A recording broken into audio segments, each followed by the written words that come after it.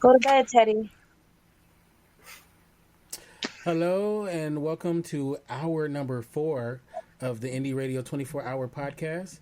I am one of your hosts, Kinte, all the way live from Los Angeles, California, and I'm joined by my wonderful co-host, the beautiful, the talented, the one and only Shannon. To hour number 4 of the.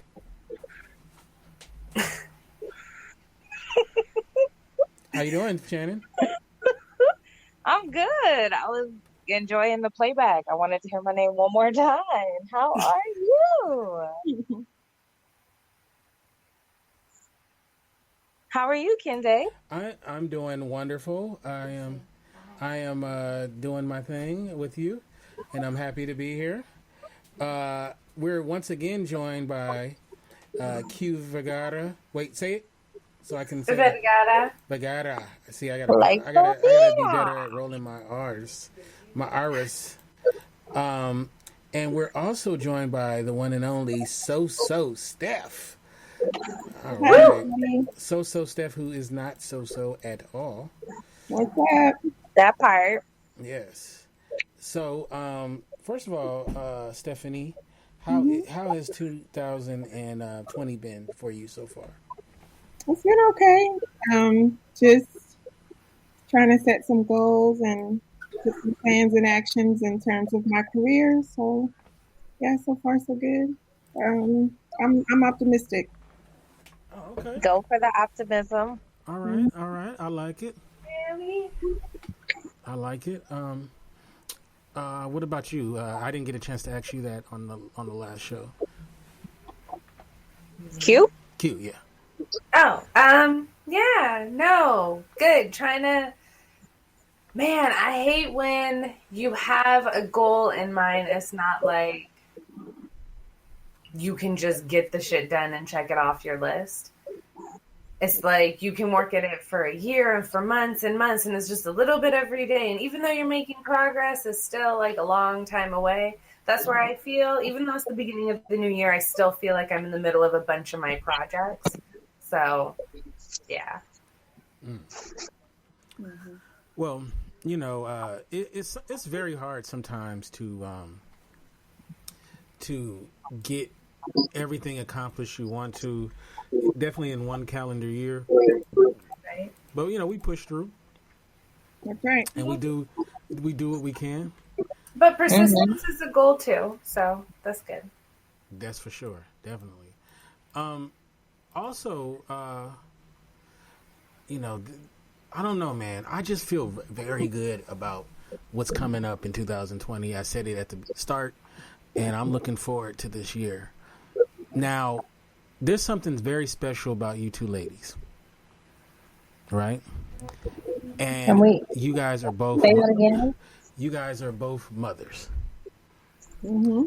And Peaches, what's up, Peaches, in the chat, and Hey, Artis Peaches. and Maya. You both are mothers of young children both under the age of 10, right? Yeah, my son's 9. 9, and what about you, Q? 2.5. 2. Wow, that's a big, wide difference. I know you remember those 2s, right? I do. And But yeah, me and Shannon, we don't have children. yet, I will be able to join y'all next year for the 3rd annual. I'll have a kid. Thanks.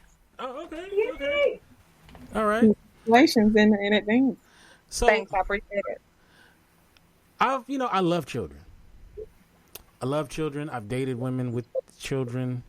I've coached children. I've been a big brother. I have nephews and nieces. I know it's not the same, and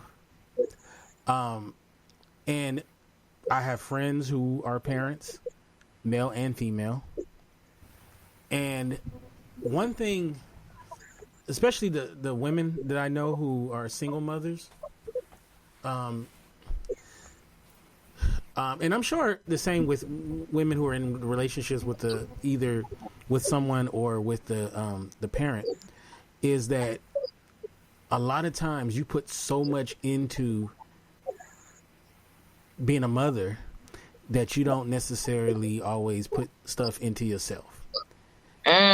And I notice, stop me if I'm wrong, because a lot of times I see this. There seems to be like kind of this guilt thing that like where a lot of mothers feel guilty, like just the fact that they want time away from the kid. I mean, let me say that right.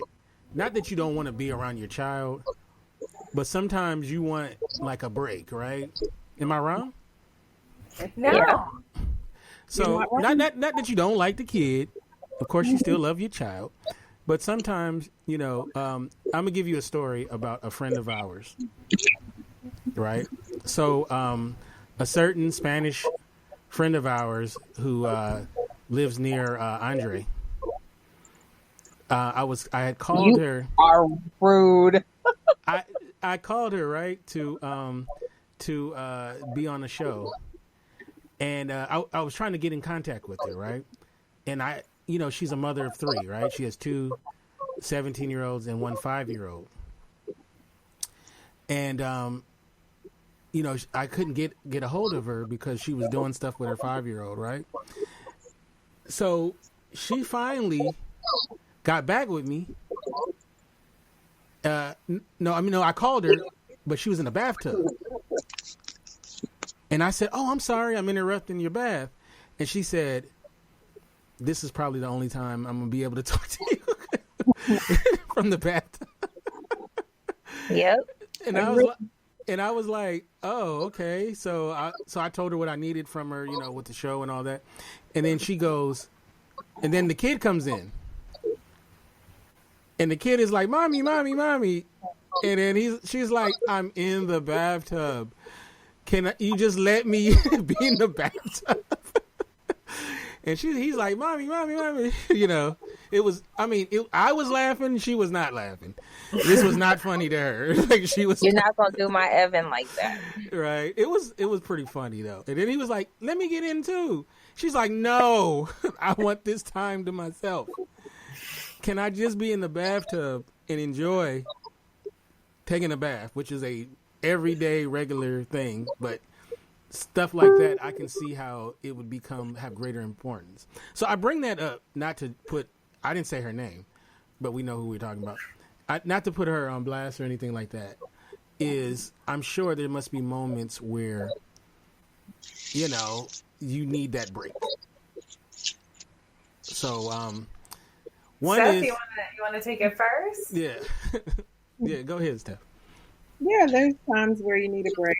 I mean, you have to understand, from an emotional perspective, you want to be there for your kids, and you want to, especially if you're a single parent like I am, like you are the cook, the queen, the maid.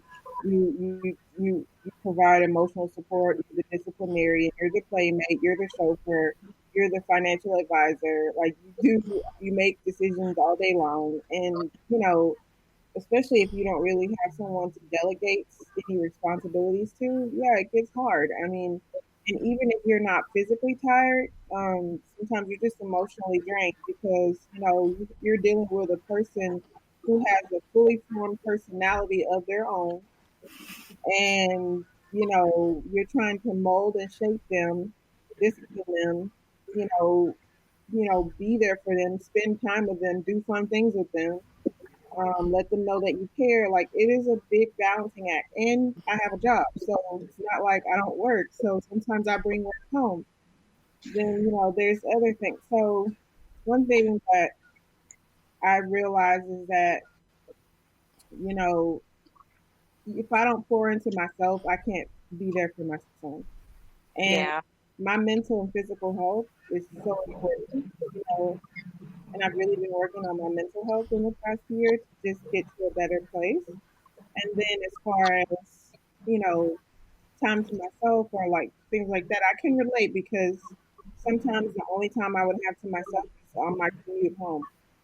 And I enjoyed having a long commute because I had more time to myself. Mm-hmm. Just be alone with my thoughts. Even if I was in traffic, there's nobody asking me for anything, nobody complaining, nobody crying, nobody checking on me, nobody wanting to get in my bed. And so, or, even in the shower, or or maybe it could be even, oh well, I lived in my grandma's house for an hour just to run an errand. Maybe she doesn't babysit him all the time. She's just watching him for a few minutes so you can take care of something where maybe it's not appropriate to take a child, maybe a doctor's appointment or anything. And you learn to cherish that time. And then also, you know, I am blessed to have some financial resources to have a babysitter and to be able to outsource certain tasks. Like, I have a housekeeper that comes every other week. And I can get a babysitter. It's still expensive to me, which kind of made me think about your previous show about dating and closing the deal because I don't want to pay for a babysitter to go on a date with somebody whack. But that's another story. Hey, back though. That's true. So yeah, you have to figure out a plan, and it doesn't happen overnight. And it also depends on your child's needs too, because if you have a child that is doesn't do well in the care of other people, they're super anxious when you're gone. My son, he struggled, acclimating to new people because he was just used to being, that's my buddy. Like, it's just been me and him. So, yeah, you really have to outsource if you can, and, lean on your support group. And then also you have to learn how to say no to certain things because, like, your family will ask you to do things. Oh, do you want to go to such and such? It could be something like going over to a family member's house for a get together. You may not feel like it. You may just want to stay at home in your bed and watch Netflix while the baby's taking a nap. You just don't feel like it. You just want to be in your space without a bunch of stuff going on. So I've learned to try and do that. I'm not perfect at it, but I do try to make time for myself. Even if it's like I leave work maybe 30 minutes early just to, go and get a pedicure. Just something that is just for me. So yeah. I'm so glad you brought up not emotional support, but the emotional.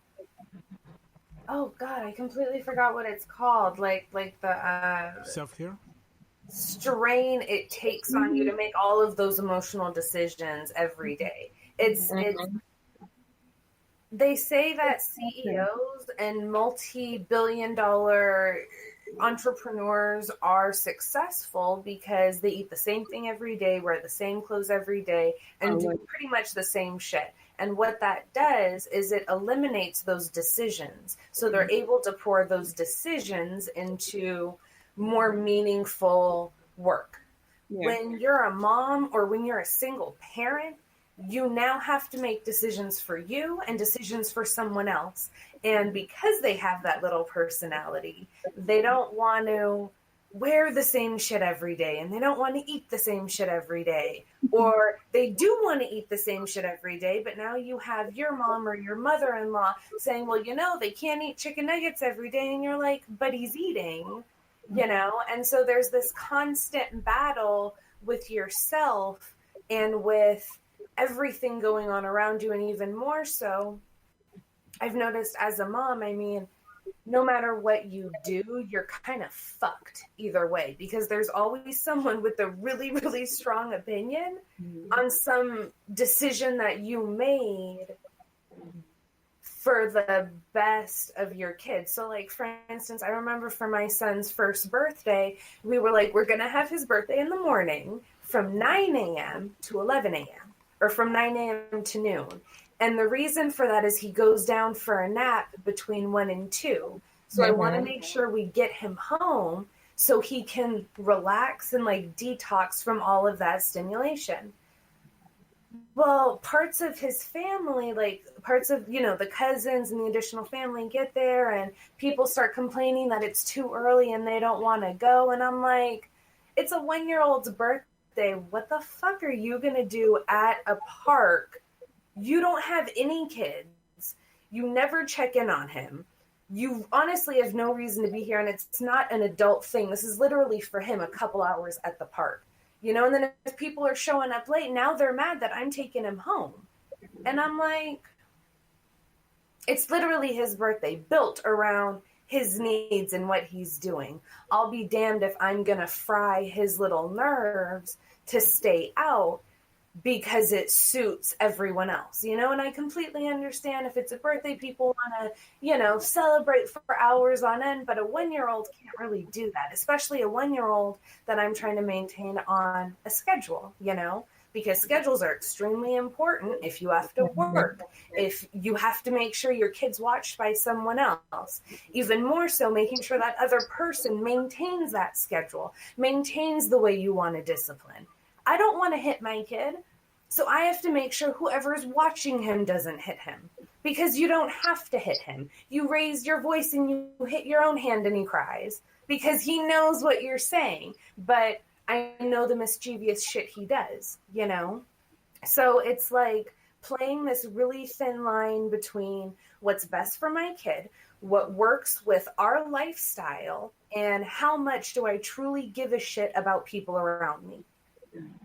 Because everyone's going to put their opinion on what you're doing and how you're not doing it and what you could be doing better. And it's really fucked up because when I first became a mom, I was very much like, tell me what to do. I need help. I need everyone's opinion so I can form my own. And then it became, you know what? Shut the fuck up. I know what I'm doing because I know what he needs. Because I can look at him and I know what he needs. And I feel like a lot of people don't understand that relationship maybe between a mom and a daughter. I feel like these are very convoluted ideas that don't necessarily apply to every circumstance. And I don't want necessarily women, because have you guys ever heard of those women that have a kid and then they don't have that like emotional attachment to them? Right. Yeah. Like, I don't want them to necessarily think they're doing anything wrong, because everyone is so fucking different, and what works for you and your family might not work for your neighbor. And I think that's the point I'm trying to get at, you know? A friend of mine told me, who's a mother, she said sometimes I hate the word mommy. Because like her kids will say it like over and over and it'll drive her nuts. We have an echo. But she'll say, I hate the word mommy, because like she'll hear it over and over. It's like, mommy this, mommy this, mommy this. And then she said one time she snapped and she was like, don't call me not mommy. And the kid looked at her like, what am I going to call you? You know, and she realized, that she was on one. So then she, said, no, calm down and all of that. But I thought that was pretty interesting that, that she was under so much stress and all of this stuff. And because she was doing it by herself.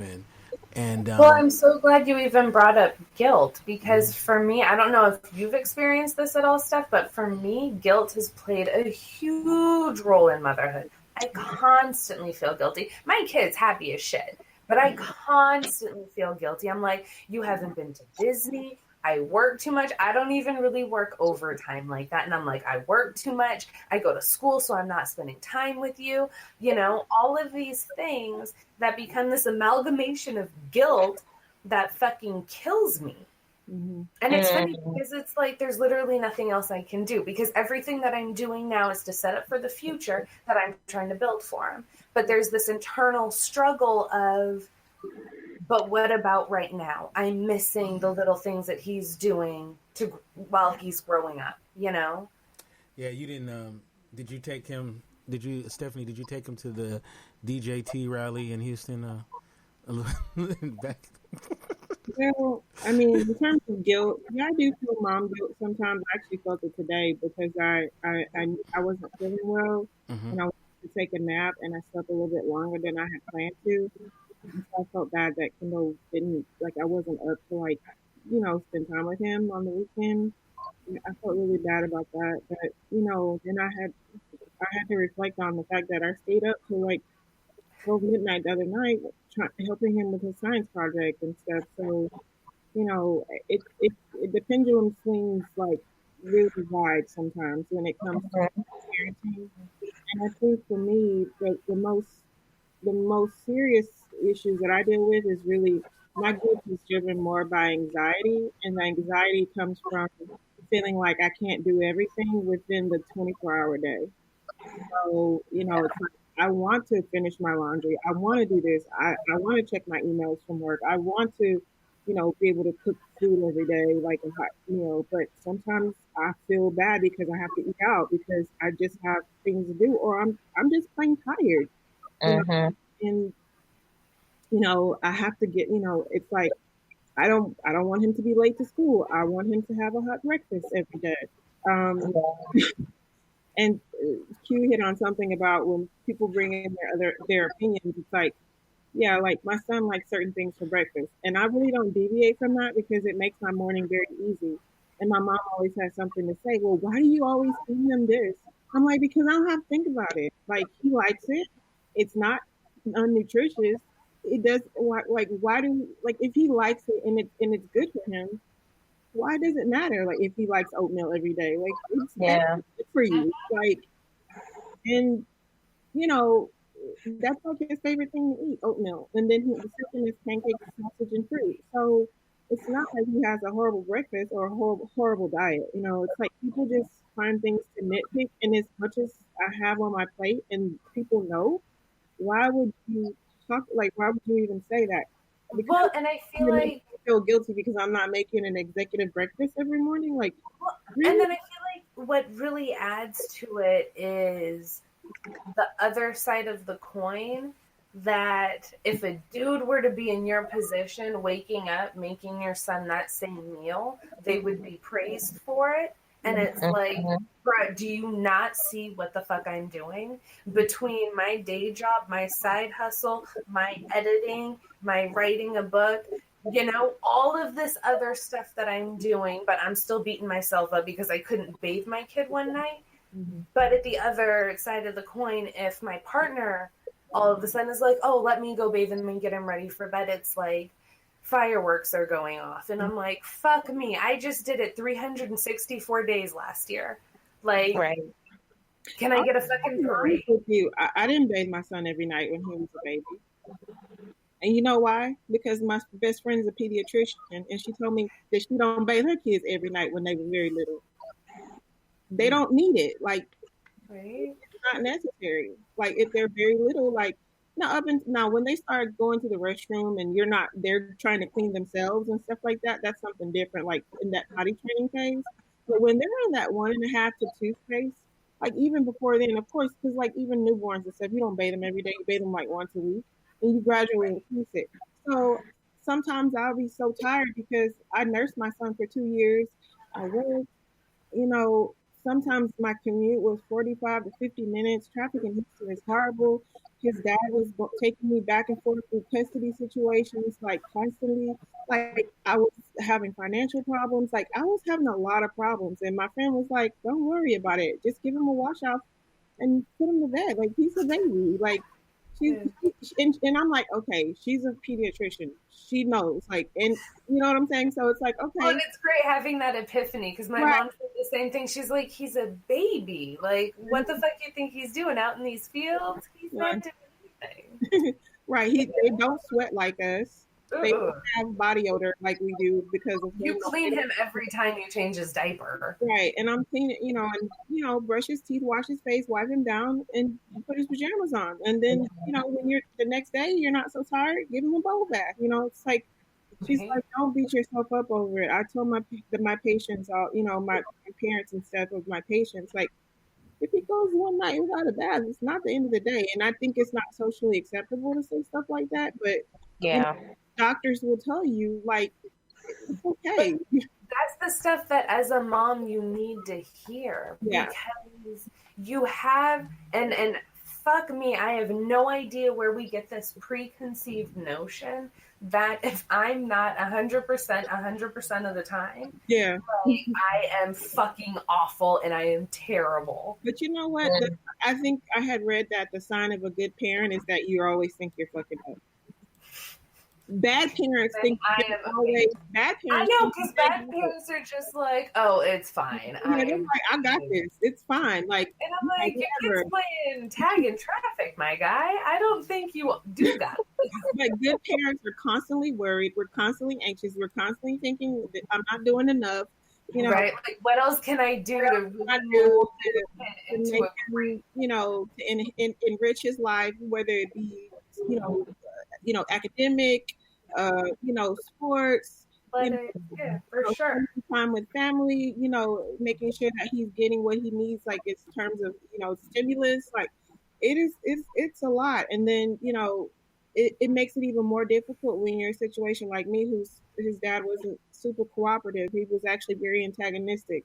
So I have dealt with guilt, not as much as maybe some people do, but because my mom definitely will give on that she definitely gives me a reality check on. She was like, "You're only one person, you know, Yeah. I, you can't do everything." And then she was like, "And if you can pay for somebody to do something, pay them, because peace You of know, mind is everything." what's so interesting to me, and this is probably gonna sound silly, is like you're pregnant, right, for 9 months or whatever it is. You go into the hospital, you have a baby, and then it's like a couple of days later or a day later, or whatever it is, you go home and it's like, dang, all of a sudden you got this person. I felt that as soon as he was born. Like, I was just like, okay, this person is totally dependent upon me. They cannot fend for themselves. I'm fucked. like, Yeah, I remember when my son came at the moment. I remember when my kid came home from the hospital and he had been on oxygen because he came out 2 months premature. And my mom tried to go to the grocery store. And I'm a grown ass woman. And I'm like, Mom, where are you going? We got this baby. Like, you mean I have to go grocery shop and the family needs to eat? I'm like, no, we have a baby. When are you going to be back? What do you mean you have to go? And it's so funny because I was thinking about that the other day, that I was so fucking petrified and terrified of this itty bitty potato that didn't do anything. Yeah. Like, but he took so You're much. scared you're gonna make mistakes. You're so scared of making mistakes, and Do they give you like Go ahead. I'm sorry. Do they give you like I don't know an owner's manual or Well, go to YouTube and check out these videos? Classes. I took parenting classes, and at my hospital they had the parenting and the Lamaze and the breathing and all that, and it was helpful. And then his dad came to every class. Oh, okay. And then after he was born, he acted like he didn't want to help me at all with the baby. It's so weird. See, my classes, all of my parenting and Lamaze classes were scheduled the week after I had him. So I was like, that's not really going to help me. He was born early. He was born right after 30 weeks. And then I was terrified from that. So all the postpartum that comes with having a kid in the NICU for 6 weeks. Yeah. And then it was terrifying because they were like, okay, we're going to send him home on oxygen. Here's how to do CPR. Make sure he doesn't die. That's like all you got to do. And I'm like, fuck you mean all I got to do? I have no medical training, my guy. You're sending me home with an entire human. First week home, he got pneumonia. And when I tell you I felt guilty, I was like, my kid almost died in less than a week of me having him. And then I finally talked to another NICU nurse and she goes, you know what? This actually happens with like 80% of babies that leave the NICU. Has absolutely nothing to do with you. And I was like, oh my God, that I felt terrible because all of a sudden it's like, wow, you were my responsibility and you got a fucking lung infection? Like, how does that happen? If there was a grading system at that point, it just would have been failed. This baby's not yours. CPS is coming to your door. And now I'm all just like, he's fine. He's hardy. It's definitely a balancing act of making sure your child has the things that they need and a few things that they want. They have wants too, and also taking care of yourself, whatever that is for you, whatever you feel that is. So whether it's exercising, sleeping, going on date nights, whatever. I think it's so easy to get caught up in the day-to-day, the hustle, the hamster and the wheel. It's that sometimes you have to plan it. It's just like when you're in a marriage and you're like, oh, we're paying bills, we're taking care of the kids, we're going to work, and then next thing you know, a month has gone by, you haven't had sex. Well, You probably But could. dude, I feel like, especially when you're a mom, like from the moment I had my kid, time has started sprinting the fuck by me. And I'm like, yo, where is it going? Time is moving so quickly now that you legitimately have to take a step back and be like, okay, we have to like plan to go out and plan to do this and plan to be organized. And then even more so, get caught up. You just get caught up. yeah, and then it can't anymore be, oh, let's just go, run around and go do this. Well, we need a baby. Especially if you want to do stuff with friends that have kids too, because like my friends have kids. When I went to Jamaica with my friends, man, let me tell you, most of us are moms. Some of them are in relationships, some of us are not, but most are moms. It was so refreshing to be able to get up and not have to make breakfast for anybody. Nobody talking to me. Nobody asking me anything. Nobody asking for an iPad. Nobody asking for the remote. Nobody telling me they want pancakes. I just woke up and just went to the buffet. Amen. They had to get no one ready. I felt so good. Like nobody was depending on me for anything. I cried. Like, no, I'm saying like I cried because I was just like, I felt so good because I just hadn't had that long of a break where I wasn't just, oh, I got to rush and get back home, rush and get him from the babysitter, rush and get him to bed, rush and make sure he goes to bed because we got to get up for church, rush and make sure his uniforms are. Because all your time is calculated. It's like you only have. That was like 5 days where I didn't have to think about anybody but me. And it took us, we planned that trip a year in advance. Oh, wow. A year. So it takes planning, to be able to do stuff, especially if the people you want to do things with, outside of your spouse or the other parent have kids too. So you got to keep in mind. And as you get older, the more commitments people have. They got kids, they got businesses, they got to deal with aging parents because now some of my friends they can't travel because they're taking care of an aging parent. I have a parent that's sick, that's in a hospital bed.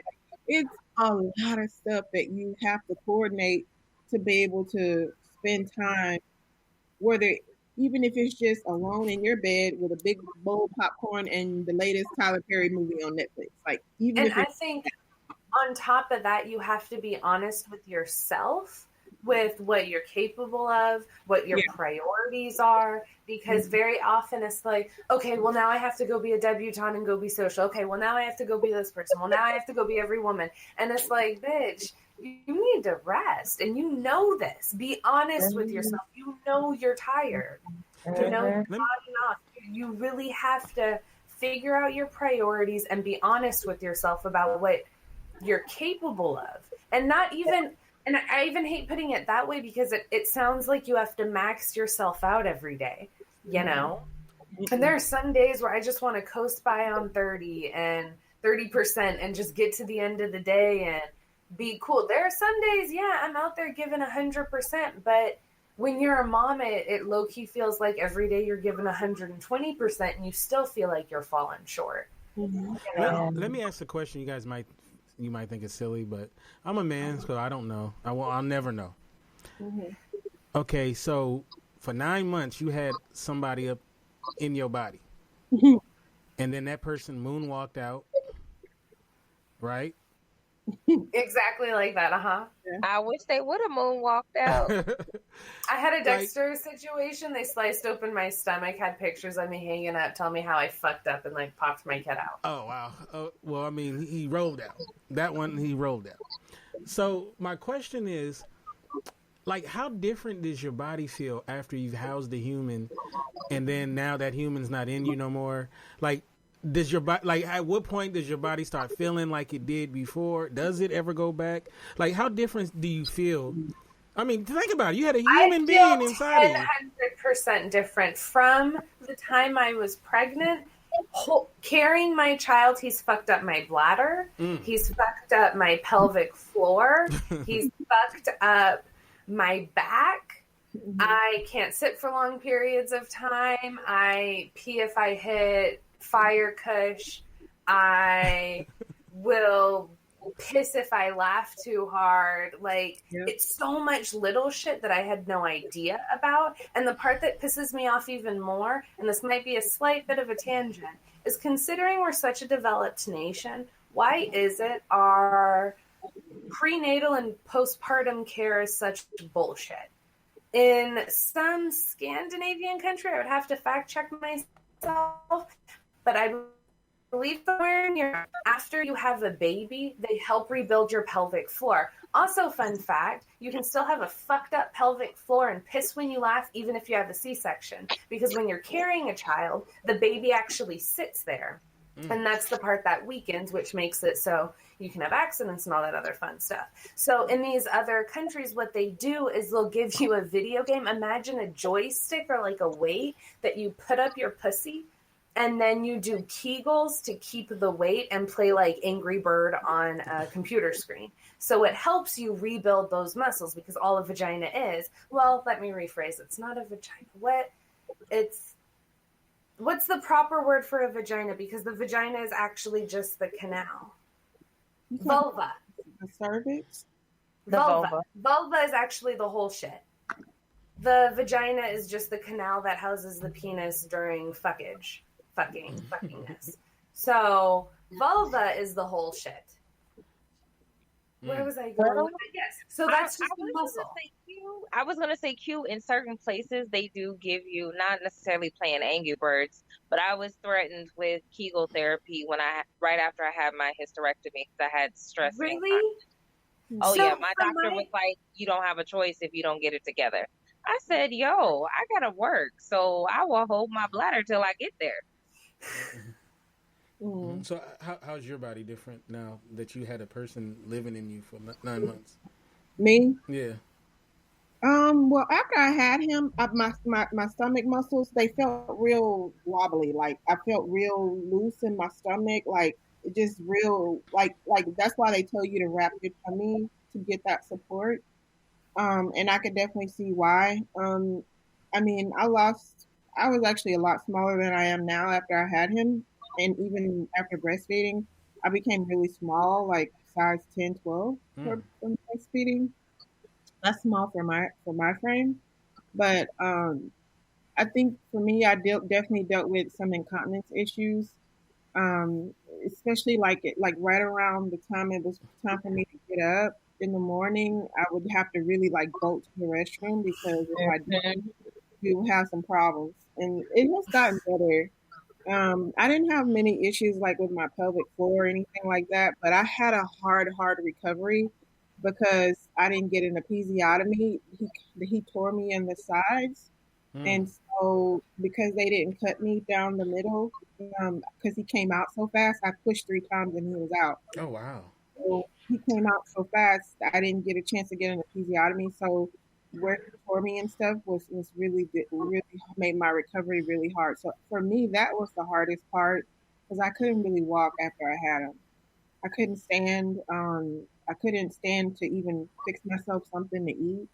And then my partner wasn't really helping me very much with him. So it was a struggle. And then like even after a month, like I think the first time I left the house for an extended period of time other than his doctor's visit, it had been a month, maybe. Because then I could finally walk, like put him in the stroller, walk around, and not feel like I was in a lot of pain. It was hard. And then I was nursing him. So, dealing with issues with the breast getting larger and then the hurting. And then he was very greedy. So I had to take this natural supplement, fenugreek. I had to take fenugreek to help produce milk and eat oatmeal. Fenugreek makes you smell like maple syrup. It's not strong. It's not like a strong smell, but like you can smell it on yourself a little bit.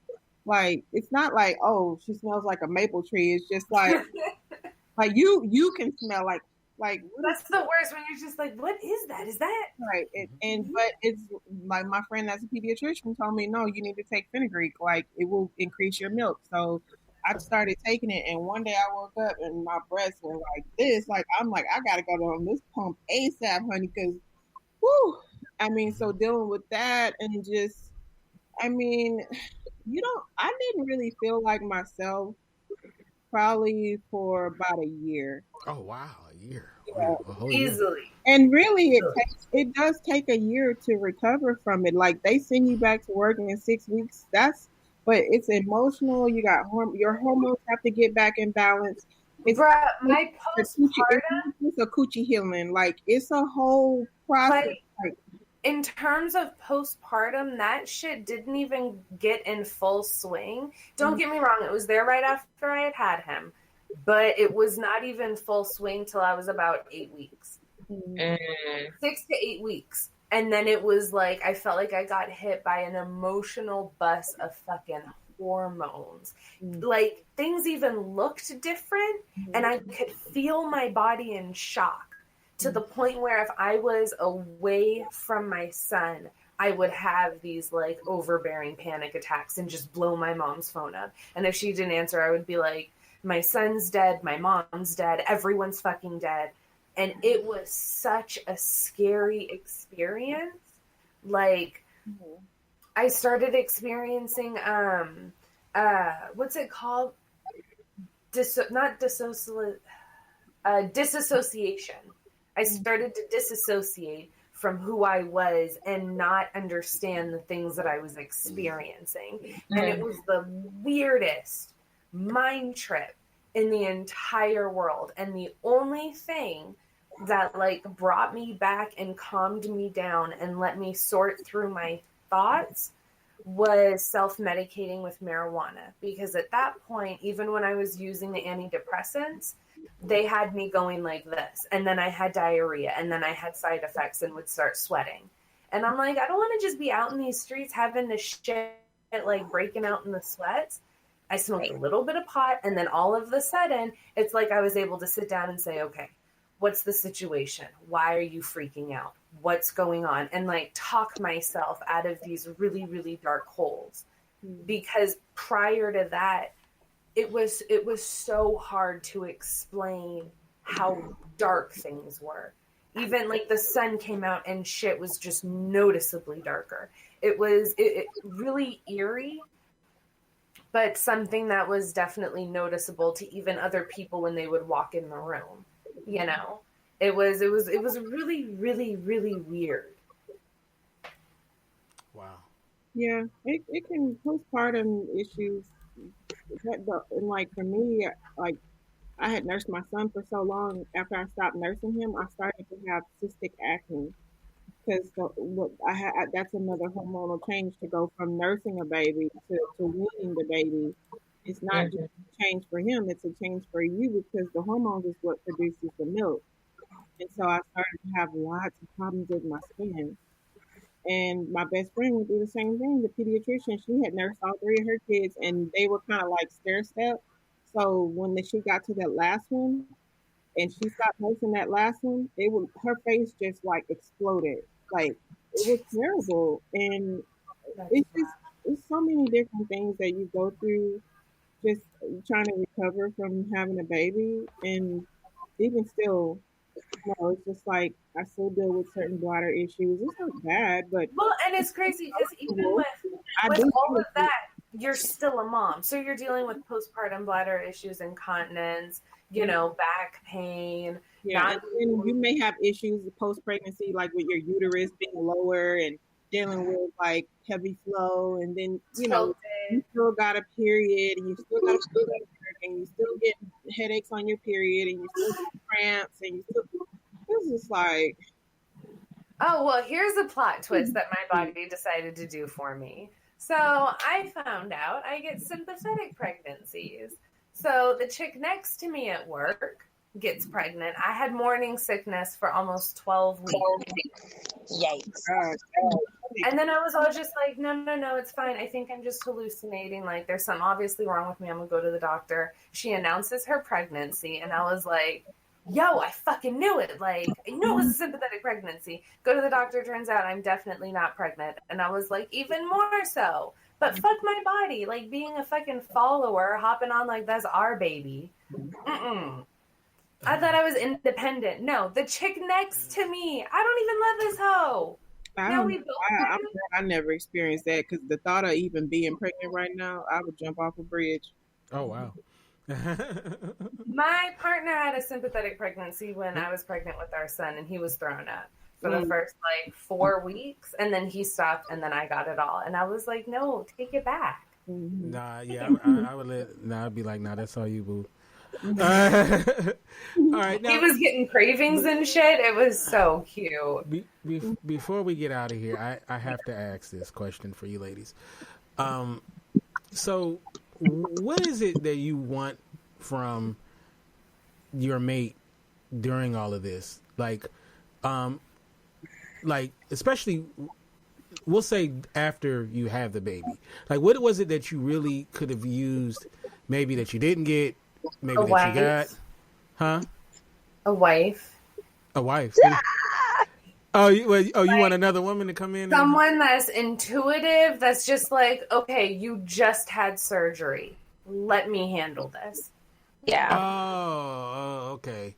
Because I feel like women have this little, some shit in them that makes them give a fuck and a little bit more selfless than many men that I see. Right. It's like a dude could be great. Yeah, I'll wake up and change this one diaper, but then it's like, now I got to get up. I mean, did I not just do all of the legwork for the past 8 months, 9 months? Yeah. Just pop this whole fucking kid out. Like, more support and not like, you got this, babe. Like, actual active, there's other shit. Okay, you see that I'm taking care of the kid. Go do some laundry. Go cook some dinner. Go do some shit. Match my effort. Right. Match what I'm doing. Yeah. That's it. It's fucking it. Because if there were two of me, oh my God, I think he's actually sleeping in the other room too. If there were two of me, shit would get done. I can tell you that right now. For sure. Well, if they're gonna clone you, Q, I think Alan wants that copy. So that he does. Yes, Lord. I can't with him. Oh my God, that's hilarious. So, is it basically the same, Steph? Is that what you would do? I think the bar is so low because my ex didn't do anything. So, and I'm not saying that to be facetious or be condescending.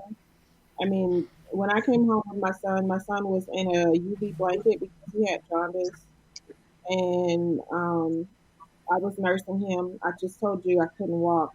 I couldn't sit up on my own in the bed because you have to use your muscles to just be able to sit up. Mm-hmm. My coochie hurt. Okay, it was on fire. Okay, they don't talk about that vaginal delivery and what it feels like afterwards. Okay, they don't talk about that, how it stings and hurts and all that stuff. They don't talk about that. that would when I'm telling you that burning and stinging and all that craziness, trying to use the restroom and it's hurting and you got stitches and all that. So I would have at least just like for somebody just to keep the household running. Load up the dishwasher. Fix me something to eat because I can't get up. Right. And not ask me what needs to be done. Just look around.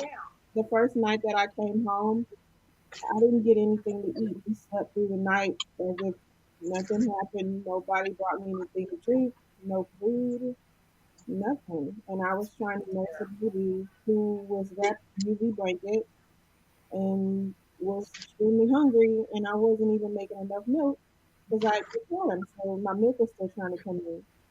And I cried. It was a horrible experience. And I wish I would have had the bare minimum because at least I would have had, somebody to buy groceries and warm up a TV dinner. Yeah. To make sure that I had enough food to eat so that I could produce milk because if I don't eat, I can't produce any milk either. Right. Wow. That's real. I'm sorry you went through that. That's horrible. But I want to end it with this. Is both of you guys have sons, right? Yeah. And I don't know if I've ever seen Q's son before. He's so cute. But Here, hold on. I can I imagine. actually got a really funny picture. I'm gonna show the whole world this little But guy. I'll say while she's getting her picture, you know, Stephanie, your son's very handsome young man, looks just like his mama. Thank you. You can't deny that one. No DNA test needed. Look at that's cool. Yeah, he's adorbs. Yeah. So you both have wonderful kids, and you guys. And one of the reasons why I wanted to do this show is because, you know, us guys, we're wrapped into ourselves, right? We don't know, you know. Like I want to do a show this year about how much we don't know about the opposite sex, right? You know, because like we don't know basic stuff, and we've been dealing with women our whole lives. And we don't know how a bra. We don't really know what a bra is for. We think we know, and we What? Like there's a lot of guys they really don't know.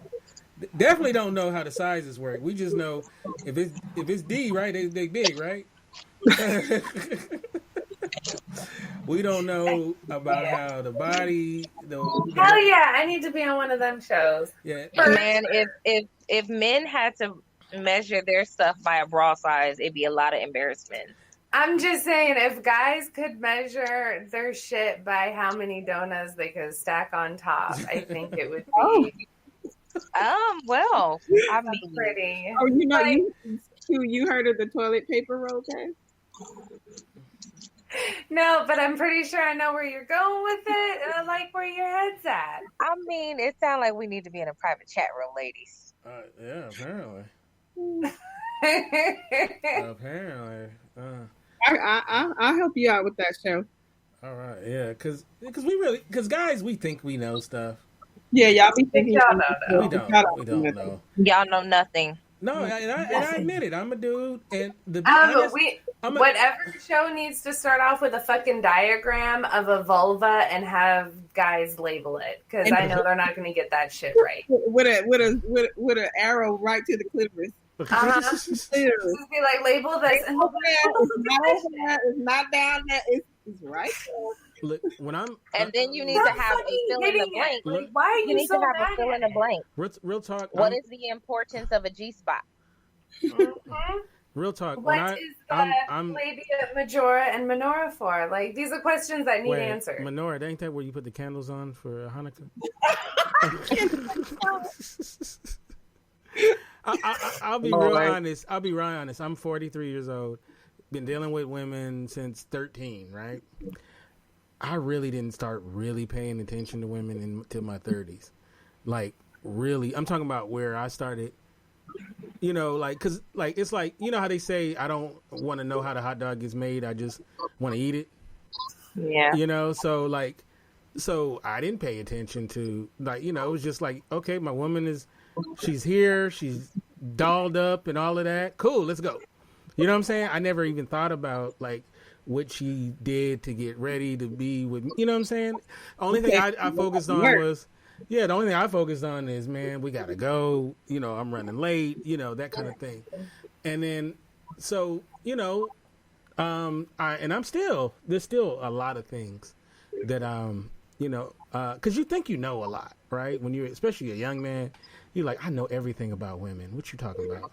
You know nothing. Right. No, it's true. But most guys, but you know what's going to be interesting? Some of the guys that we have in our group, I'm sure they're going to be like, oh yeah, I'm going to do real well. I'm not going to give them the answers beforehand.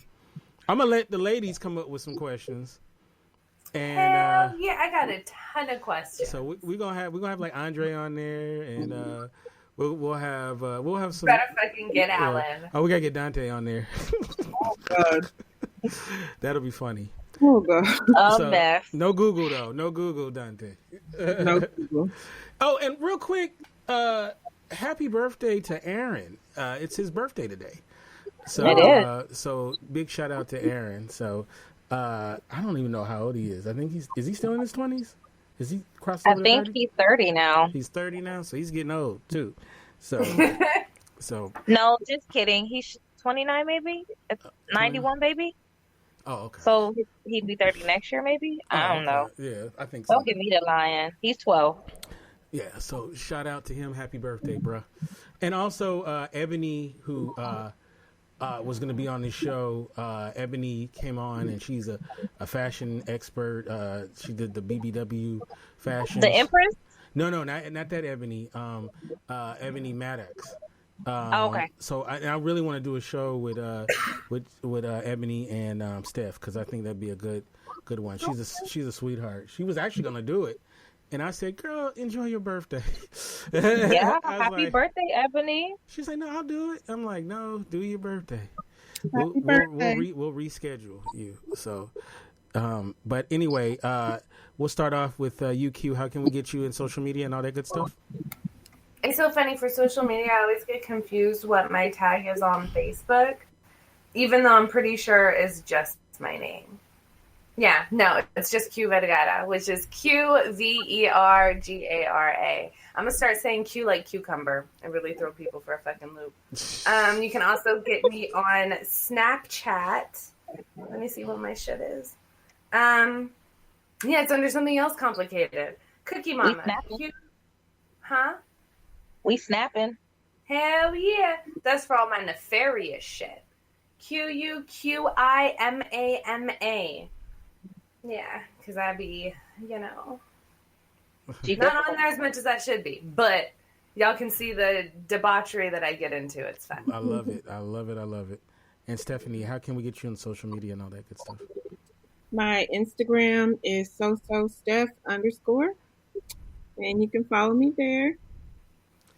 And for people who don't know, I think we've talked about this once before. It's not so as in she's mediocre. It's not that. It's so because of so deaf, right? Yeah, it's just a play on words. Right. Because at first I was like, why does she call herself so? She's totally not so at all. But then when you said what it was, I was like, oh, okay, all right. Well, and it's funny because every time I hear it, I'm like, so Steph. Like just every time. And then he was like, it doesn't mean I. And I'm like, why would it? Oh, that's not how she says it though. Right. So yeah. So just because people have asked before, and I always meant to clarify that. So it's not that she's not saying she's I.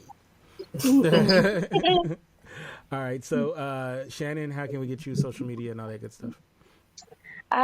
You can find me on Instagram, Twitter, and Facebook as Shannon Ford like the president, Heights and Jefferson like the president. All right, so we're going to take our break. Shannon will be back in several hours. I'm continuing for this hour, and then I'm going to take a break after this next hour. But thank you guys so much, and you guys have a beautiful rest of your night, and we will continue on with the show.